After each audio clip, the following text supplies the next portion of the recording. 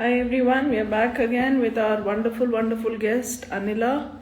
And Anila is online, so I'm going to add her. And Anila is a friend. Good. I'm waiting for. Hi, hello, hi Harsh. Thank you for joining in. Hi Anila. Hi, Nupur, and greetings to all who have joined us live today. Wonderful. So Anila, okay, a brief about Anila. Anila is a friend. She is a school friend. Plus, she wears many hats. So she is a XLRI pass out, a topper in her class, and then she's also a volunteer. And I don't know, tell us more about yourself, your experience, because I would like to hear more from you as to how your experience has been through the learning, because you're an L&D expert, learning and development expert, and there is so much that people, especially now in this pandemic time, the people are struggling. So your experience is going to really enrich and and we have a mixed group of people who are going to listen to us. So you can actually switch between languages as well. So Sure. what I really want to know is, how has your journey been like?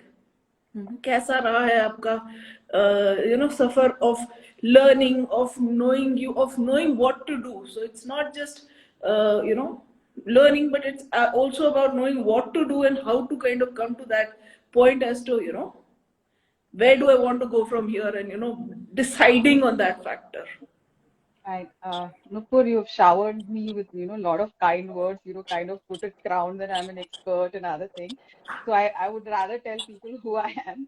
So yes, I've been an L&D professional for most part of my career, and that's what I enjoy doing. It didn't happen to me on day one. I started from the very entry level, and by the virtue of my abilities and my hard work and a lot of good luck, I progressed into the role that progressed into. So, giving a little bit background about who I am. So, I'm a South Indian, and I happen to grow up in North India. Right now I'm in a stage of life wherein we call it the midlife, and when you are looking at life and reflecting at what all have happened in your life. So when I look back, I think life, if I were to describe, was mostly been fun. And I'm not trying to say that no, I didn't have hardship. I went through a lot of good times in life. No, I had lots of ups and downs, lot of painful uh, moments, and lot of happy moments too. But if I were to give it that one word, it was mostly fun. Growing up as South Indian in North India, especially when I landed up there, that story was not the most happening story. The difficulties of, being from a different culture, and suddenly you are, and there are things that you get picked on, and I would be referred to as Madrasi, and the color of my skin would make me stand out, and all those things. But today, when I look back, I'm happy those things happened, and my origin and my upbringing has given me the strength of who I am today, because I can juggle between both South and North very comfortably, whether it is my uh, ability to communicate or the way the food that I eat, I can easily gel along anywhere. So what I'm trying to say is life may look difficult when you're going through it, but when you look back, you say that wow, good it happened. So that, and I was I think St. Francis, where I met Nupur, was my sixth or seventh school. So by the time I landed in St. Francis, my foundations were very shaky. So academically, I wouldn't be. So Nupur and I were at the two opposite end of the tangent. So I had a lot of fun in school while most people were working hard. In fact, I remember in the 12th grade, when most children were, taking leave and preparing for exams, I had maximum attendance certificate. I was quite embarrassed to get onto the stage and collect that certificate. So everybody's busy studying, but I had so much fun in school that I would rather be in school rather than study. Even at my college time, I had a lot of good friends, and again, they were all my seniors, so there was a lot of guidance, and we used to watch every movie that released. So in a week, two times at Chanakya was normal. No, I'm not trying to tell people to stop studying and have a lot of fun. My passion for studies came much later in life, so the early half of my life was a lot of fun. Uh, I discovered my passion for studies only as an adult, and there is a reason for it. As you go along, you will discover the reason. But yes, then I got married to a man I dated for 7 years, so life couldn't have been more happier and happening than that. So I had, what people wanted at that age, to be appreciated, to be loved, and all at the right age. I had all that, and from a career standpoint of view, I started very young. So immediately after my graduation exam, I picked up my PG and I picked up my job together and was juggling between the two. And again, it was not easy. Early morning, I'll attend my classes, straight away run to office, sometimes work in night shifts. And most part of my early career was graveyard shifts. But believe me, through it all, when others had health issues, I was having fun. And I think in G, I was forcefully sent on leave because my leave accumulation had crossed all limits and they had to encash it all. So they forcefully sent me on 2 months leave. So that kind of shows that, wherever I was enjoying my time. So I really loved being with people. I wouldn't call myself, extra talented or any of those exceptional abilities, nothing. But I loved what I was doing and I had fun while I was doing it. So that's about me. I like perspective. In fact, I think Anila, this is the first time that we are having this conversation. To be very honest, Yes, because you're right. I don't remember having this conversation ever, and that is how life goes. That we, despite having a very, we've crossed ways, and but we've never really talked about this. true, true. Um, And it's you and I were like in close group. It's not like, we never used to speak much. We were in close group, so we knew each other quite well. exactly, and I remember we were both in same class in 11th and 12th as well. Yes, yes, Correct. Yes. yes. Absolutely. Interesting. I Mm, like, and the fact that what my takeaway from your journey is that having fun and enjoying life and being completely on board is something that sometimes especially people kind of put it off for later कि बाद it's में कर लेंगे no, I Most- have I would just want to warn people, please don't do it. When you think you can do it, your body will not allow you to do it. So please go out and have all the fun. I love that takeaway. In fact, I have another question probably towards the end is what is your one nugget Mhm. for youth today? And I'm like hoping that you have that one nugget for people because Definitely, I think. that's one of the beautiful takeaways that I would want people to, because even as parents, I still think I kind of push my son and daughter to have towards that pressure, despite Mm, not wanting to do that, to be mm, extra serious when they're not really wanting to. They shouldn't be. right. Um, when it comes to L&D, when it comes to learning and development journey of yours, how did Mm-hmm. that come about?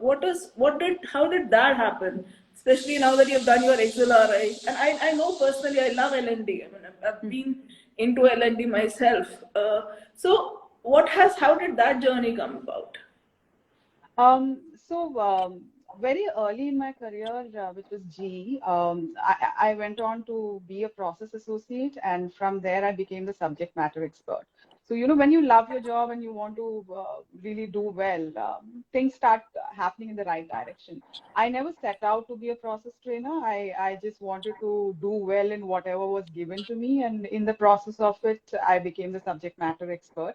And in fact, I still remember when the interview for process trainer happened. The only reason I attended that interview was because prior to that, I had given a presentation and I was all teary while giving that presentation because it was my first presentation and it was in front of my leadership team and in fact the senior leaders of GE itself. So I was very teary and I couldn't stand. I was shivering, even though at personal level I had done a lot of emceeing roles and other things. But this kind of crowd kind of made me jittery. And I said, now I have to grab every opportunity that I get to make presentations. presentation. So the only reason I went for that process trainer assessment was to give that, opportunity to give that presentation. There was another colleague who really wanted to be a process trainer. He wasn't good at his subject, but he was good at his people skills. So, and we were hopeful that he will make it. So I just wanted to go give my presentation, learn from it, come back, and there's this guy who really wants to do it. And suddenly the result comes out, and I have been made the process trainer. So I live with that guilt that, oh my God, because of me, this poor guy lost his opportunity. But I'm glad that he has gone on to become a head L&D elsewhere, and he's doing really well. So if you have the passion, you may lose the opportunity, but if you really have the passion, you will make it happen. And here I was, life was putting me in a direction which I was not even sure of, only by the virtue of doing what I was given, doing it well. So yes, that's where process training happened. And from then on, it has been a progression. So the moment I realized my strength, I started picking up the required skills. And with every role, I was very conscious that I'm adding on to my skills. And that's where I am right now. And XLRI was just a validation exercise to make sure that, if I get back to a complete corporate kind of a role, which I'm not at present, will I be ready for it? And it kind of doing well in XLRI kind of proved to me that yes, I was ready to get back, and I know my foundation is strong. I've learned even though there was no pedagogy for what I learned, it was all experiential learning. XLRI kind of told that, my fundamentals were right. So that's it about that. I mean, I like your point of validation and how we normally putting two plus two together to our experiential learning plus what we have.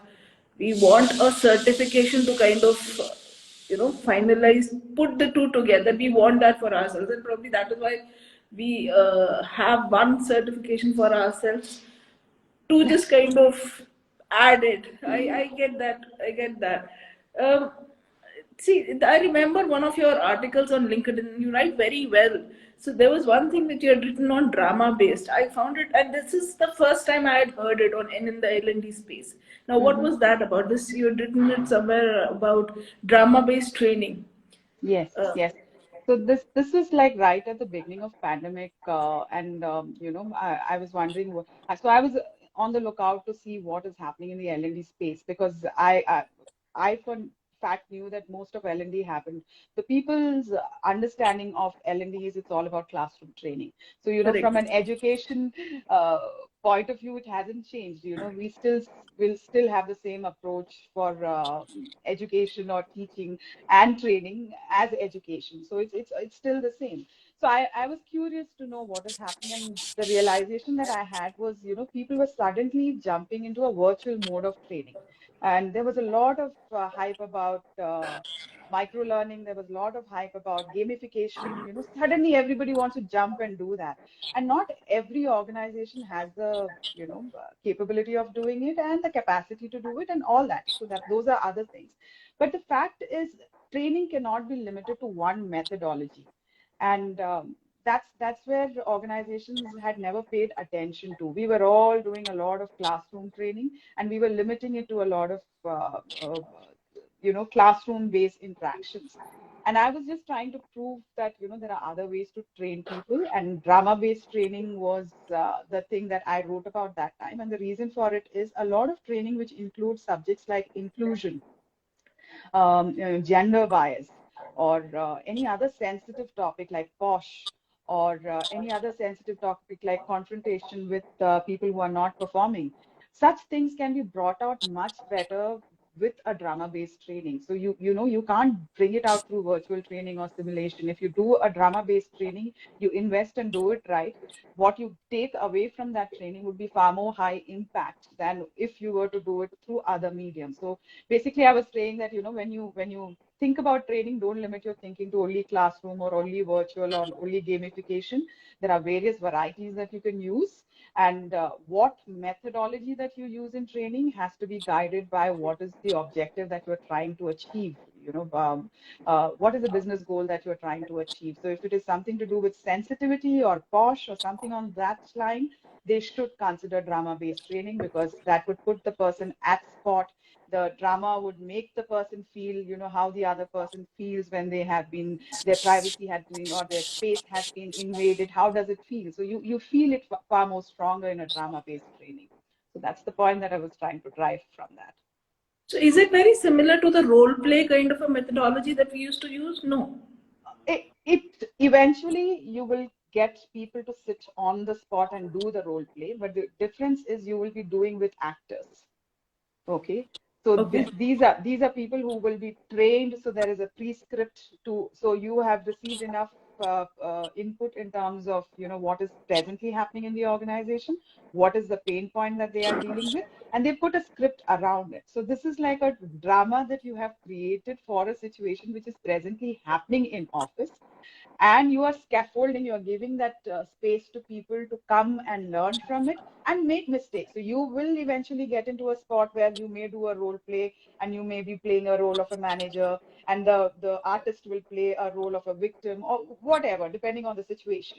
But So they are better able to kind of identify with the yes, situation which is going. Wow, yes. that's a very Yes. So, and the artist would be able to bring out that emotions better, right? So that's very different from when you do it in a virtual training. It's in a virtual training or in a e-learning kind of a module. You're just reading sentences. You really do not know how it impacts people.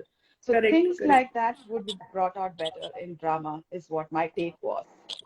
Yeah, it is. It is because obviously when you are seeing something, it's like you are actually seeing something which is you can relate with. It's relatable, and you are impacted by it. Yeah, I get completely on board with that.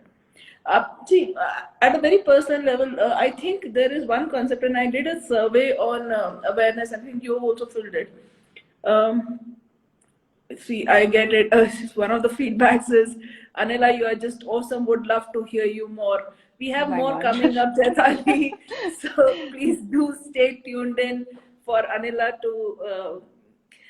for Anila. So here I have another thing is that see, there is one thing is learning. Another thing is what people are not really do not know is the unlearning concept of it, because 90% of the times one of the feedbacks that I got is I do not have anything to unlearn. So I am like, so here is a question for you: learning, unlearning, relearning. What are the challenges one faces? And in and especially I'm talking about the work life. So I'm not talking about a personal scenario, but yes, in even in personal scenario, there's a lot of unlearning that a person has to do. But what do you think are the challenges when it comes to a work life scenario? Um, no, but it is very important that we kind of know the difference between learning when it comes to children and learning when it comes to adult. Now, children learn not out of choice. They are given things and they have to learn it. Now, I have no problem with that. Yes, I do feel that the education system has to change, and that's at a very policy level that has to happen. And that's a different issue altogether. But as adults, we don't learn unless and until there is a relevance to it, right? So, which means we start filtering our learning. Okay. So, unless and until you see there is some goal that you want to get out of this exercise, you wouldn't step into that frame and start learning it, which means we have limited what we would learn. Okay, so your interest has to be triggered as adult to learn something. The other point is adults usually learn only when there is a pre experience. So you load your new learning onto what you have learned in the past. So, you want that previous association and from the past. So have I learned this before? Can I relate to it? That's why, people struggle to learn certain skills because they don't have any previous association with it. Yeah.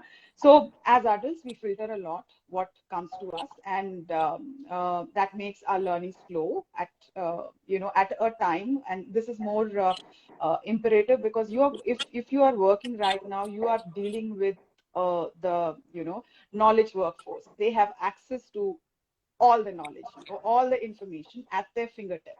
And in most often or not, they are far better at their subject than what you are at present on the same subject. right? So your whole thing that, I don't have to learn anything is absolutely out of window. It doesn't matter which area you are in, you have to learn. It's no more about whether you are a teacher or whether you are a doctor, you have to upskill. Whatever you are doing, wherever you are, you have to upskill right now. Otherwise, you are not ready to face what we don't even know what we are going to face. We are just, learning and hoping that we are learning before somebody else is learning that. So that's the stage that we are in. Now, why is unlearning so important? Now, you know, while you are learning, while you are in that journey of learning as a child, there are a lot of things that you pick up which may not be relevant at all right now. Whether it is fact, whether it is information, or whether it is, norms that you have picked up. You should not do this, you should do this. There are many things that we pick up while we are children and which may absolutely not be relevant right now. They may be myth right now. So it is very Belief important. structures. Yes, yes, and it is very important that, now, look at our husbands for a for a change. They have been tuned and trained to behave in a certain way, but they know that the reality at home is very different.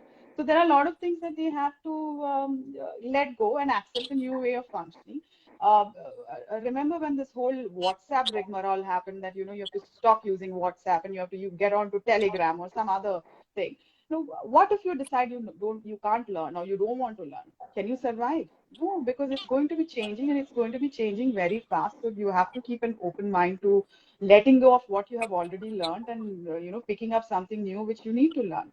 So yes, and in fact, for people who say that they don't want to unlearn, there's a quote which goes this way. Knowledge is about adding things to yourself. Knowledge is about building things. You keep constantly adding things, whereas wisdom is about deleting unwanted things. So Absolutely. if you want to progress from knowledge to wisdom, you have to learn to let go of things that really don't matter. So yes, unlearning and then relearning what is required is very important for survival. And maybe that's the stage that we are in right now, and it will continue to be this, and maybe even worse. Once we have chips inserted in our body, it's going to be even more worse. Yeah. Yeah, that has already started, I think, somewhere in the world. So yes, Uh, I mean, yeah. go on. Yeah, I agree, and from what you've said about husbands and the choices and the unlearning, we are somewhere in March, and March is a month of Women's Day. Mhm. So, what is your perspective when it comes to unlearning that we have to do in terms of you know gender biases, generally biases that we have to face, take, especially in terms of gender biases, and so there's that aspect of gender that we are facing right now, and especially and to bring in light that perspective of challenges and learning, unlearning, and relearning. What are the workplace scenarios that should be catered to and that should be looked into? Um, I think, unfortunately, um, you know, um, we are placed in a nation which is like right now at somewhere in the bottommost percentile when it comes to women in, workforce. It Correct. is really sad because our education index has been improving really well. Now, look at it this way, Nupur. You and I are telling our daughters that you can be anything that you want to be. Okay. And there's this 19, 20-year-old getting into the workforce, imagining that they can be anything that they want to be. But somewhere around 25, 28, they will have their children, or maybe, later, or whatever. And suddenly they realize that I don't have the systems in place or policies in place wherein I can take care of my child and I can take care of my career. What happens by the time they hit their 30s, they are bitter souls because they have aspirational souls who are in the workforce, and some of them would be actually doing much better than men. As I said, I was a subject matter expert, and that was purely because I was working hard. And you and I know that from our school experience that most of the toppers were girls. Yeah. So there are certain things in which we are better at, and there are certain things which men are better at, and we were meant to complement each other, right? And unfortunately, we don't have systems and policies in place to support women that way. And I say that because as a woman, you have to constantly learn. But I know for a fact that if I have to constantly learn, I have to make time for it. And for men, work ends at workplace, or maybe they will carry work home, but they don't take on household work on themselves. But for women, when they leave their office and get back home, work is not ending. In most probability, most of us are taking work home at home. So work is not ending at all. So where do we make time to learn more? Right? So yes, we are in a very disadvantaged position, and we really have to fight more harder to, progress. Whether it is our learning in terms of office is concerned, or learning in terms of interest is concerned, and that's why you see, even though education is improving, most and most women are opting out of career. Not because they want to, not because they don't desire to do well in career, but because they don't have a choice and there is no system in place to enable them to work for longer enough. And you and I know it. We have gone through the same stage. You have to choose between parenting, caring, and career. And most often or not, women would rather choose, parenting and caring for others. And now, if I may throw it back at you, now tell me, what is leadership all about? If I Leadership were is to, so what it's is about leadership all working for others. Yes, leadership is about, caring for others. So what is a leader expected to do? Leader is expected to have a clear vision and, and lead people by caring for people and showing them that they can do it, right? Who else can be a better leader than a mother who has sacrificed all her desires to, take care of the desires and aspirations of people home? Right? So can you replace that Very ability well. of a woman? And imagine a woman, a strong woman like this, coming and playing a leadership role in the organization. She can place her ego outside, and she can play a leadership role far better than a man who finds the other person as a competitor, right? See, that's a beautiful point. I mean, see, I I just and right now, this point makes me so. I'm like I'm sitting like that. I'm thinking, why won't people realize this? It's like that is the kind of frustration that I'm built up because True. one of the points that you beautifully brought out is policies, and this is the state effect. This is something that the state should intervene in, and probably learn from. And whatever we say कि ठीक है population ज़्यादा है, गरीबी ज़्यादा है, and there are so many things which is a problem for us, which we normally term as, see, if there is intent which is working, you kind of work around ways rather than kind of citing them as an excuse for not working. True. True. I completely agree. So now, and though you have already mentioned it, there are a couple of things which are here, like glass ceiling, mansplaining, broken rung. Yeah. These are like few jargons. Now, these are, frankly speaking, Anila, these are new jargons which have come even, uh, Hmm. which has been, now glass ceiling I knew, but Mm-hmm. broken rung, mansplaining was recently introduced to me, and I was like, oh, this has been done to me as well. Frankly, I didn't Yeah. know that. I was like, अच्छा True. ऐसा मेरे True. साथ हुआ था.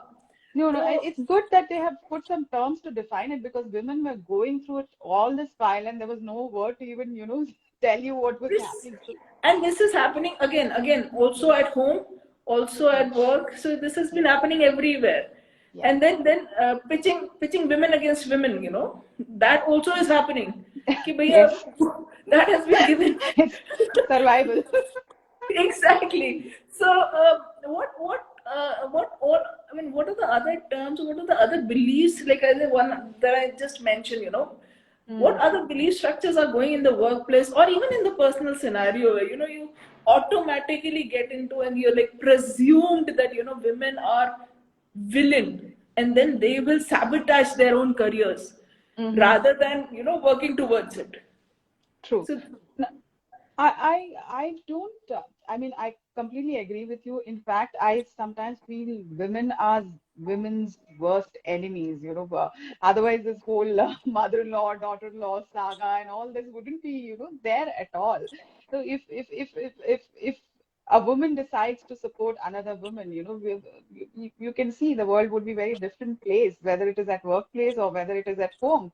And there are a lot of beautiful homes where it happens like that, and women have gone on to thrive and do well both at personal front, at career front, because they had that required support system.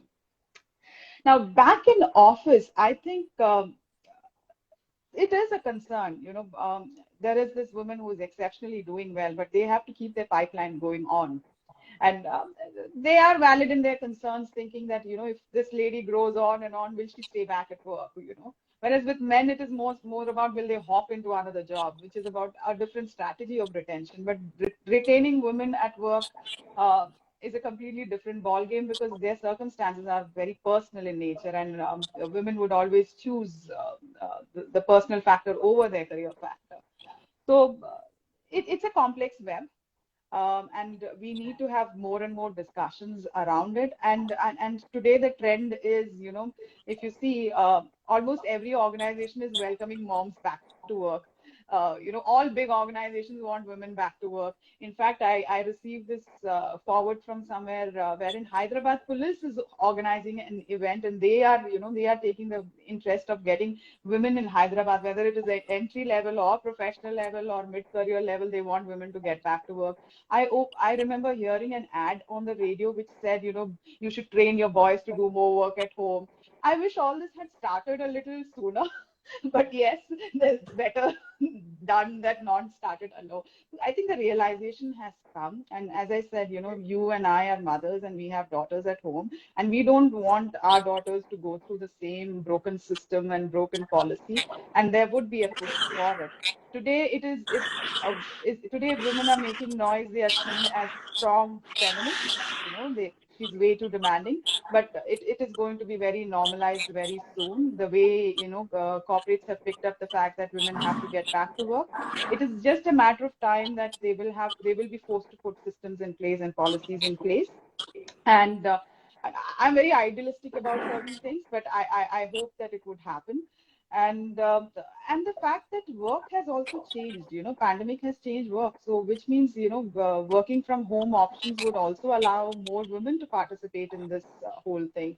So yes, it is bound to change. Change is right now slow, but at least people are discussing, talking about it, and there is some amount of momentum which we are seeing, which we were not seeing, especially this year. This year and the last 1 year, we are seeing quite a lot of momentum of getting women back to work. So it will require people to relook at the policies and systems and structures. I think that is what requires, and once we look at, like you said, policies which really need to be worked with, uh, both at organizational level and state level, it will make a lot of difference to ensuring that women are and can maintain their status when it comes to working. And that is a Absolutely. beautiful, I think, takeaway for me today, because unless something is consciously done at a policy level to have women maintain and continue their work, and yes, pandemic, post pandemic, I think men are more uncomfortable because they have to sit at home and work, whereas women are Yeah. like in their space and then they're working. So, yes, Yes. um, I I just think. wanted to bring this point also in. Because I'm passionate about women working and doing what they want to do, it's nowhere saying that women should compromise on their nurturing responsibility. I'm not trying to get there. I know as women, we have far more greater responsibilities on our shoulder, and our parenting is an equal responsibility, which is something that we have to constantly talk about. But women, by the way we are wired, the nurturing responsibility sits more on us. So we will have to learn to balance our aspirations between the two always. So yes, it would not be the same. We will never be able to have the same easy way of working as men. It would be a more different and maybe more difficult. But yes, as I said, you will have to have some more enabling factors in there, so that if I wish to, pursue my career, I'm not having to choose that because, I don't have the required support system. So that, that should happen, and I'm hoping that it would happen soon. That's where the point is, because right now every system we have is made and based on the fact that if men come to work, this is how it will be.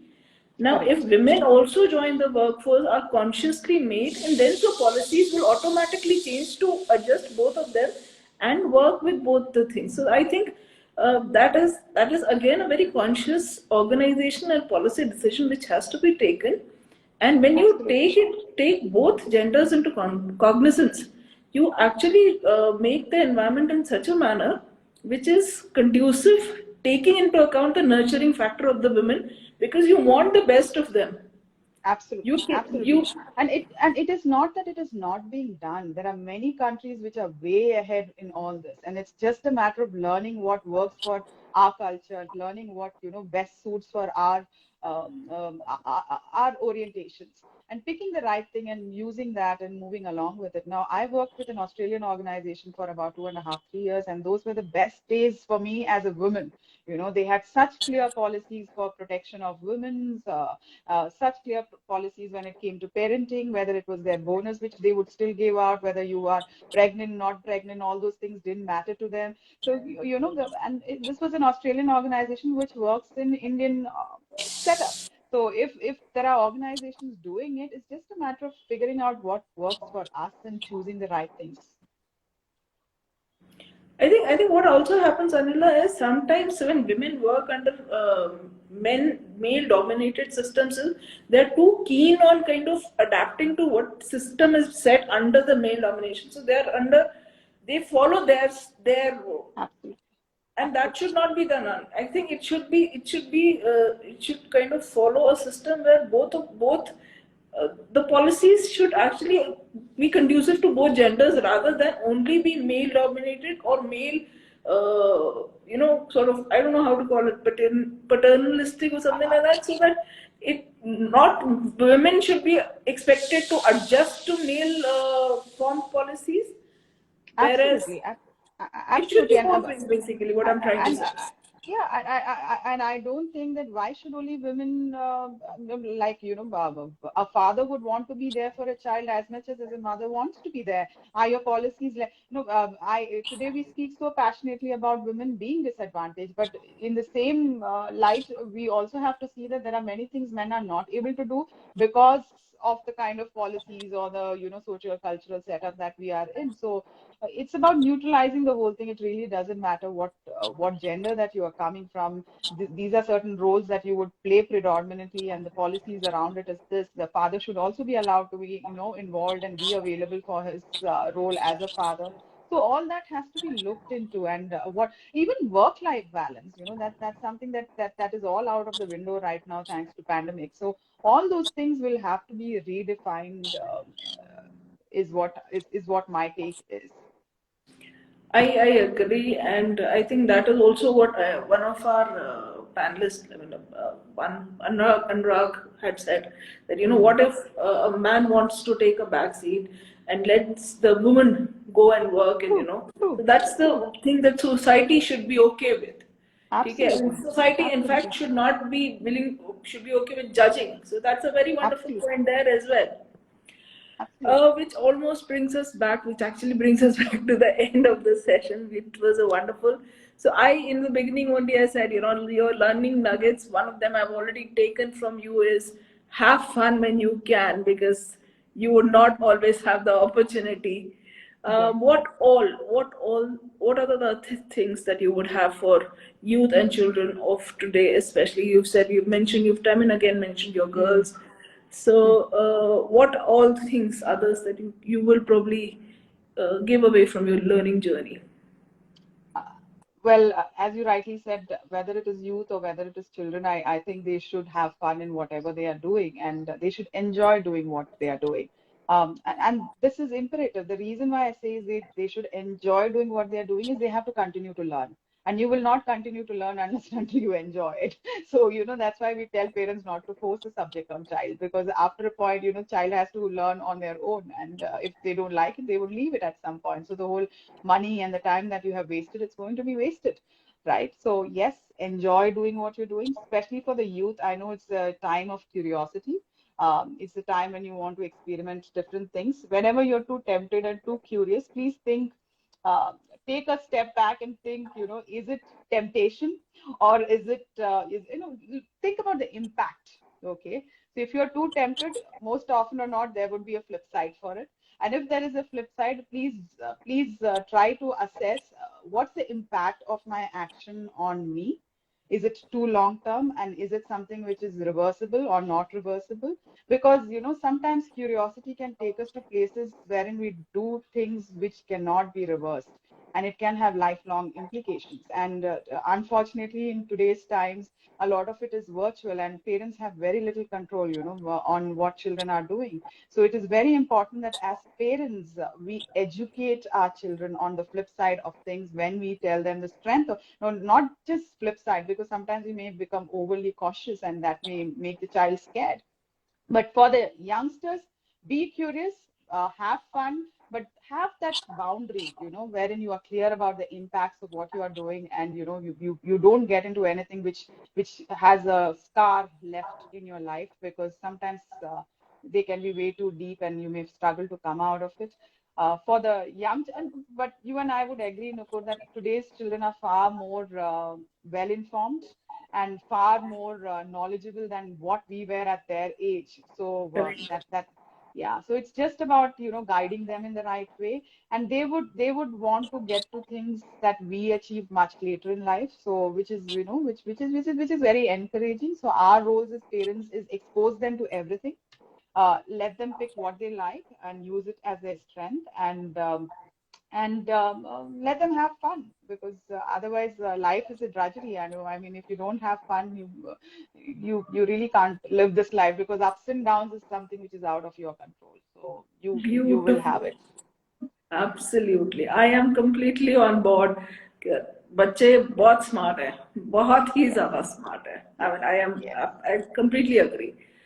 Thank you so much, Anila. It was a wonderful discussion, and I loved having this discussion. I mean, like, I'm L&D, women, feminism, you name it, I'm in love with everything. So, but it was great to have you on board. Thank you so much for giving us your time, and I will be posting this online and sharing it with you as well. Thank you Thank you, so Nupur. It much. was my All right. pleasure, and thank you all for your time. You continued, stayed logged in. Thank you for that. Thank you so much. Thank Bye. you. Bye bye.